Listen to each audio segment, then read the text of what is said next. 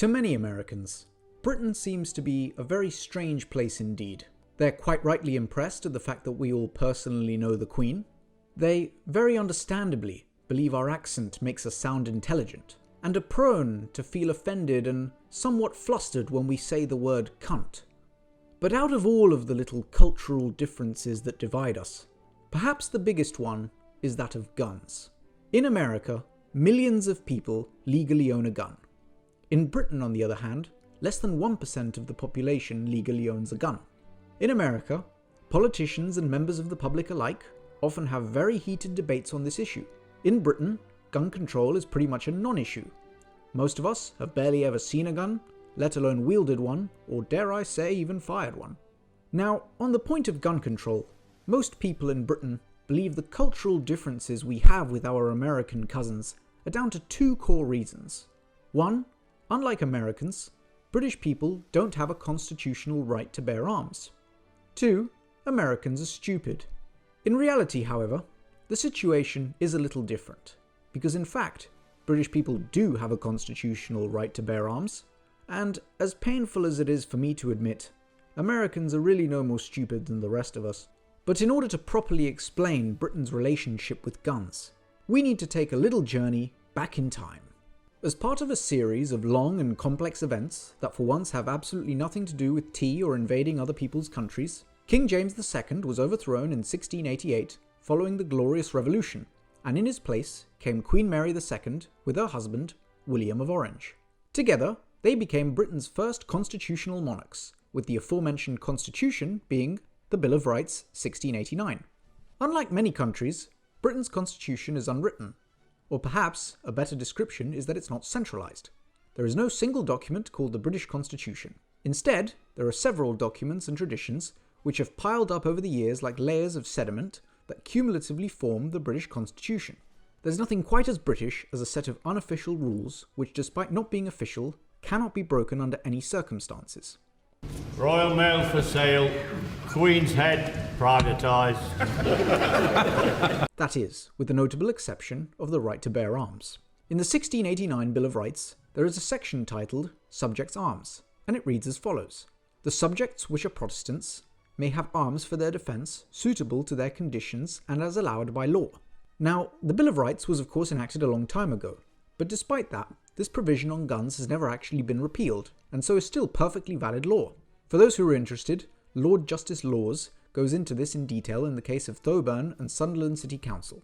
So to this very day, all British Protestants do have a constitutional right to bear arms. Shifty continental Catholics like myself don't, but I'll leave my story of systemic oppression for another time. Regardless of this constitutional right, however, current firearm legislation in the UK does not allow you to carry a gun for self-defence. So what's changed? Well, prior to 1920, firearm legislation in Britain made the state of Texas look very effeminate indeed. The reason for this is because we had no firearm legislation. As long as you didn't harm anyone else, you could pretty much do whatever you wanted. And to be honest, crime was very low and everything was going fine. The thing that was perhaps most interesting about this period is that despite civilians being allowed to own guns, the local bobby on the beat usually wasn't. Imagine that. This was of course during a time of neighbourhood policing, where constables were there to simply enforce laws at a local level as opposed to telling you what you can and can't do. This really shows how different the Britain of old was. It was a time where the state was truly held to account by the individual, rather than the individual being held to account by the state. The latter of which has been especially true in the current period of enforced house arrest. The old relationship between the individual and the state can be perfectly demonstrated through the Tottenham outrage, a famous armed robbery in 1909, which was being conducted by two Jewish Latvian socialists. Since the responding police officers didn't have guns, they had to actually borrow guns from the good people of Tottenham to be able to fire back. Fancy that! However, the Firearms Act 1920 began the gradual process of change in Britain's attitude towards firearms. The legislation stated that in order for civilians to own a gun, they needed a certificate from their local police station. Police were only allowed to withhold the certificate if they believed you were unfitted to own a gun. Guns! Who wants to sell me a gun? The rationale behind this wasn't because of increasing firearm-related crime, but instead because the government was alarmed at how many returning First World War soldiers were now in possession of rifles and handguns, considering the recent communist revolution in Russia and the Easter Rising in Ireland. Over the years, firearm legislation got more and more severe. In 1937, the government banned fully automatic weapons. To be fair, this was probably sensible considering the number of eye-ties blowing each other up with Tommy guns. You any idea what a Thompson submachine gun does to a mortal? Then, in 1967, the government started to require licenses. Then, in the 80s and 90s, were two tragedies that changed absolutely everything. In 1987, a man killed 16 people using 2 semi-automatic rifles and a handgun.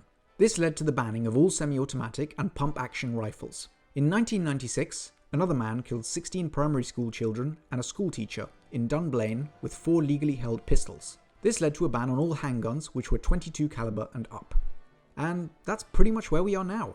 If you were to look at the government's current guide on firearms law, it clearly states that owning a gun is a privilege and not a right. UK firearms policy is based on the fact that firearms are dangerous weapons and the state has a duty to protect the public from their misuse. There must be a good reason to own a firearm which involves their profession, sport, collectors, or recreation. Protection or self-defense is not a good reason in Britain. Something I find quite intriguing, however, is how there is not one single mention of the Bill of Rights in the entire 270-page document. I do wonder if the draftsmen even know it exists.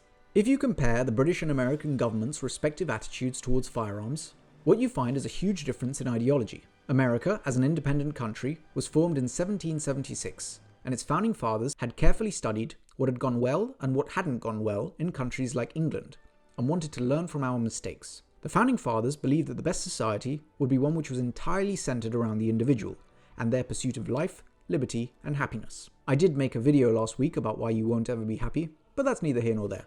In order to safeguard this goal, the American Constitution entrenched 2 core freedoms amongst several others. These were freedom of speech in the First Amendment and the right to bear arms in their Second Amendment.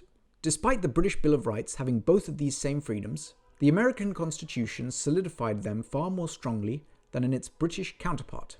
For example, British freedom of speech meant you were allowed to publish criticism of the king in a newspaper, but would still be found guilty of treason once it was published. Similarly, our Bill of Rights guaranteed the right to defend ourselves with arms, but said this right would be subject to the laws of the time. The American Constitution made no such exceptions. You were free to say whatever you wanted, and would always be free to bear arms. The reason the Yankee Doodles went to such lengths to guarantee individual freedoms was because they had seen firsthand what happened when dickheads like King George III imposed their despotic rule on private citizens. By ensuring full freedom of speech, this guaranteed individual liberty, and the right to bear arms meant that the state would be held to account by individuals, as opposed to individuals being held to account by the state. Britain's attitude to the relationship between individual and state has always been far more subtle in a fantastically British kind of way. As opposed to being written in a centralised document, British constitutional norms have slowly evolved over time, meaning they have been much easier to ignore and displace at the convenience of the state. Britain doesn't have guns because the state took control of firearm legislation and made it illegal to own a gun for personal protection, despite this being completely inconsistent with the Bill of Rights. However, when it comes to a question of public policy, there is a genuine debate to be had about the issue. On the one hand, Britain is living proof that very strict gun laws do work in minimizing those killed or injured from firearm-related incidents. In America, around 12.2 people per 100,000 die from firearm-related incidents, whereas this number is only 0.2 in the UK. In effect, this means that after adjusting for population, you are 62 times more likely to die from a gun in the US than you are in the UK. This does not take into account differences in suicide methods, but the difference is still quite large. I, for one, feel extremely fortunate to have grown up in a country where gun crime is almost never a problem, and because I've barely ever seen a gun, I don't feel any need whatsoever to own one. The simple question we need to ask is, what's more important? The right of the individual to protect himself, should he want to do so, or to minimize the risk of general firearm death? Should the state be held to account by the individual, or should the individual be held to account by the state? In Britain, we've made a very clear choice. As far as firearms legislation is concerned, you as a British citizen are deemed to be untrustworthy until you prove you're trustworthy, which directly flies in the face of the general presumption of innocence.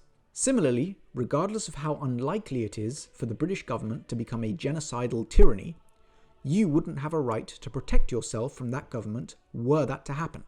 On the other hand, Britain is currently a safer society due to our lack of guns, and we can be very pleased about that. But if we are going to prioritise general safety, we must also accept the undeniable truth that the individual is no longer sovereign in Britain. Your right to protect yourself as an individual is being ignored through a legislative sleight of hand. The question is, of course, should we care?